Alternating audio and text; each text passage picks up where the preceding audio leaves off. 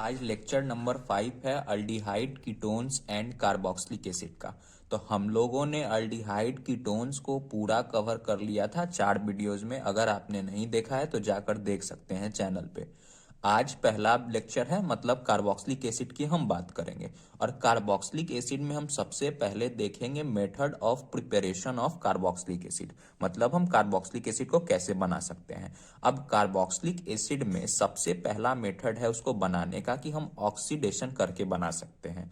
Oxidation किसका? तो aldehyde का और 1 डिग्री अल्कोहल का, जिसके बारे में अभी हम बात करेंगे। लेकिन ऑक्सीडेशन में जो हमारा रिएजेंट है वो बहुत इंपॉर्टेंट है, तो उसको सबसे पहले ध्यान से समझेंगे, ध्यान से सीखेंगे, याद करेंगे। ठीक है, तो चलिए पहले रिएजेंट को हम लोग एक बार देख लेते हैं। अब रिएजेंट जो है ना हमारा, वो पहला KMnO4 हीटेड होगा या फिर एसिडिफाइड होगा। अब जरा नाम याद कर लीजिए KMnO4 का। KMnO4 को हम बोलते हैं पोटेशियम परमैंगनेट। तो पोटेशियम परमैंगनेट हीटेड होगा या फिर हमारा एसिडिफाइड होगा। ठीक है, दूसरा है हमारा K2Cr2O7, वो भी हीटेड होगा या फिर एसिडिफाइड होगा। अब K2Cr2O7 को हम क्या बोलते हैं? तो potassium chromium oxide, potassium dichromate बोलते हैं, सॉरी, इसको पोटेशियम डाइक्रोमेट बोलते हैं। और तीसरा है हमारा CrO3+H2SO4, तो इसको हम जोन्स रिएजेंट भी बोलते हैं। तो तीनों रिएजेंट हमको याद हो गया कि अगर KMnO4 हीटेड हो या फिर एसिडिफाइड हो, K2Cr2O7 हीटेड हो या फिर एसिडिफाइड हो, और क्रोमियम ऑक्साइड साथ में H2SO4 हो। ठीक है ना, तो क्रोमियम ऑक्साइड जो होता है अकेले जब रहे तो वो वीक ऑक्सीडाइजिंग एजेंट होता है, लेकिन जब H2SO4 हो जाए तो वो स्ट्रॉन्ग ऑक्सीडाइजिंग एजेंट बन जाता है।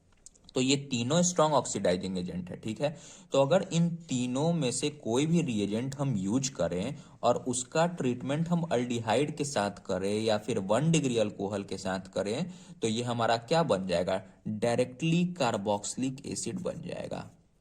ठीक है, हम क्या किए कि अल्डिहाइड को इन तीनों में से कोई भी रिएजेंट यूज करें तो हमारा कार्बोक्सिलिक एसिड बन जाएगा। सिमिलरली 1 डिग्री अल्कोहल है, इसका भी हम क्या कर देंगे? कार्बोक्सिलिक एसिड में बदल देंगे।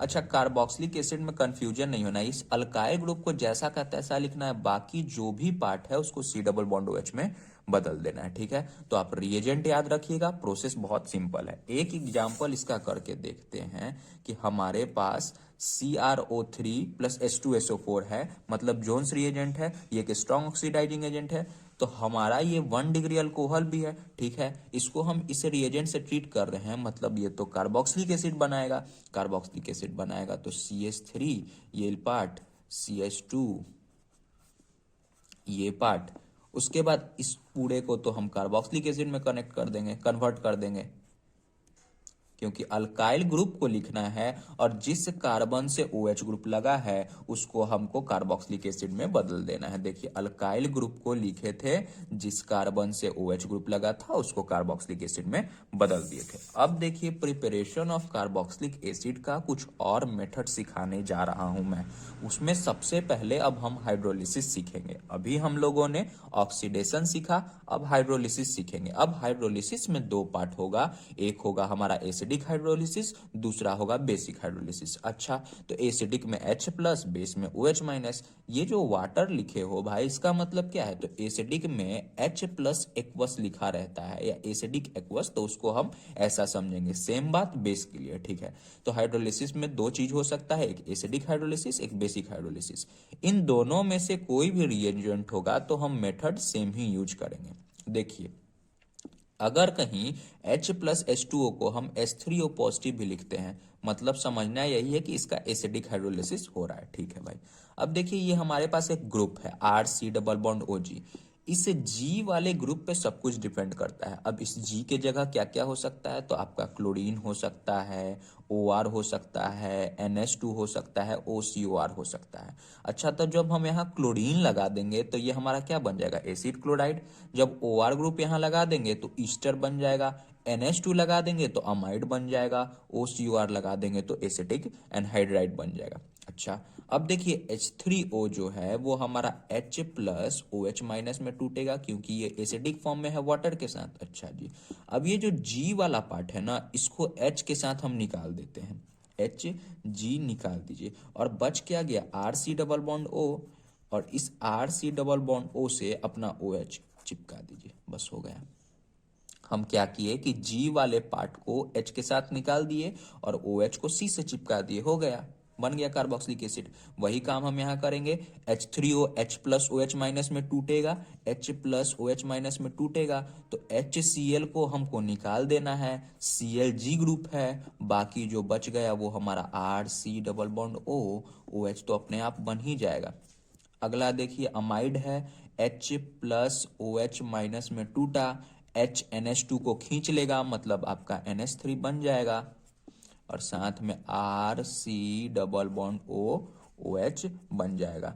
ठीक है, अगला फिर से वही Easter, H plus OH minus में टूटेगा, तो ये वाला पार्ट इसको खींच लेगा और साथ में क्या बन गया, carboxylic acid, RC double bond O OH।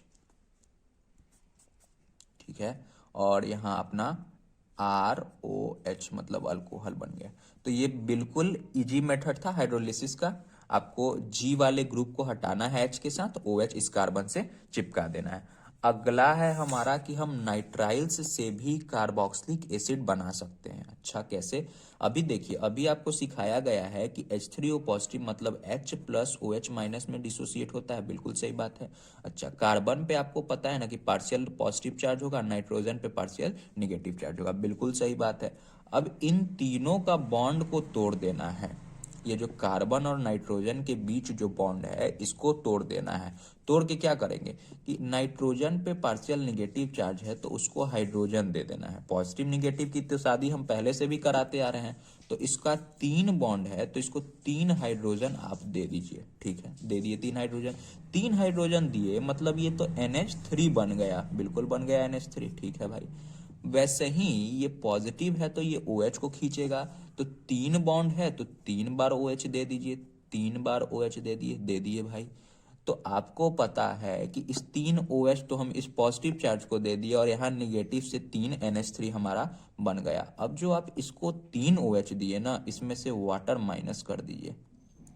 Water जब आप माइनस किए H2O तो बच क्या गया, OH और O, तो OH और O बच गया, तो RC double bond O OH लिख दिए, जैसा का तैसा हो गया।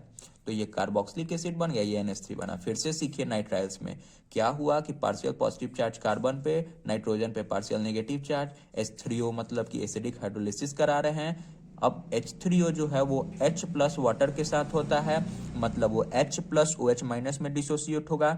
नाइट्रोजन पे पार्शियल निगेटिव चार्ज, कार्बन पे partial positive charge, triple bond को तोड़ दिए, पॉजिटिव वाले पार्ट को निगेटिव के साथ अटैक कराएं तो NH3 बन गया। OH को हम इस पॉजिटिव वाले पार्ट से माइनस वाले पार्ट को प्लस वाले से किए, और एक कार्बन पे 3 OH ग्रुप पॉसिबल नहीं होता है, तो हम क्या किए कि वाटर का माइनस कराएं तो हमारा कार्बोक्सिलिक एसिड बन गया। अगला है हमारा ग्रिग्नाइड रिएजेंट से हम कैसे बना सकते हैं कार्बोक्सिलिक एसिड को, वो सीखेंगे। देखिए, ग्रिग्नाइड रिएजेंट में तो आपको मैं पहले भी बता चुका हूं कि अल्काइल ग्रुप पे पार्शियल नेगेटिव चार्ज, Mg पे पार्शियल पॉजिटिव चार्ज, क्योंकि ये एक मेटल है, ये पॉजिटिव रहता है। ठीक है, अब कार्बन और ऑक्सीजन में कार्बन पे पार्शियल पॉजिटिव चार्ज, ऑक्सीजन पे पार्शियल नेगेटिव चार्ज, इधर भी ऑक्सीजन पे पार्शियल नेगेटिव चार्ज, क्योंकि कार्बन का इलेक्ट्रोनिगेटिविटी कम होता है, ऑक्सीजन का इलेक्ट्रोनिगेटिविटी ज्यादा होता है। ठीक है, अब देखिए ये जो निगेटिव वाला पार्ट है इस कार्बन के पार्शियल पॉजिटिव चार्ज पे अटैक करेगा, तो देखिए क्या होगा, RC डबल बॉन्ड O। इस डबल बॉन्ड O को हम जैसा का तैसा लिखे, इस R को इस कार्बन से चिपका दिए। अब जैसे ही ये R इस कार्बन से, मतलब ये अल्काइल ग्रुप इस कार्बन से चिपका, ये पाई बॉन्ड टूट के ऊपर चला गया, मतलब O पे माइनस हो गया। अब इस O माइनस को MgX काउंटर कर देगा, MgX क्या करेगा, काउंटर करेगा।